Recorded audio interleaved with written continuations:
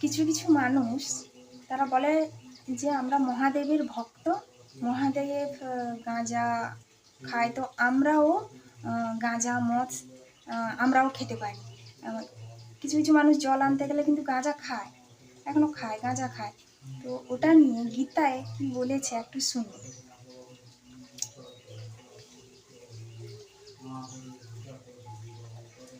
আমাদের সর্বদা ঈশ্বরের পথ বিবেচনা করা উচিত, অথবা যারা অসীম ক্ষমতাশালী রূপে চন্দ্র ও সূর্যের গতি প্রকৃতপক্ষে নিয়ন্ত্রণ করতে পারেন, এই প্রকার শক্তি ছাড়া কারো অসাধারণ শক্তিসম্পন্ন ঈশ্বরের অনুকরণ করা উচিত নয়।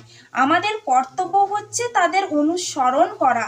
সমুদ্র মন্থনের সময় যে বিষ উঠেছিল তা পান করে মহাদেব জগৎকে রক্ষা করেছিলেন, কিন্তু কোনো সাধারণ মানুষ যদি তার এক কণা বিষও পান করে তবে তার মৃত্যু অবধারিত। কিছু মূর্খ লোক আছে যারা নিজেদের মহাদেবের ভক্ত বলে প্রচার করে এবং মহাদেবের বিষ খাওয়ার অনুকরণ করে গাঁজা আদি মাদক দ্রব্য পান করে। তারা জানে না এর মাধ্যমে তাদের মৃত্যুকে তারা ডেকে আনছে।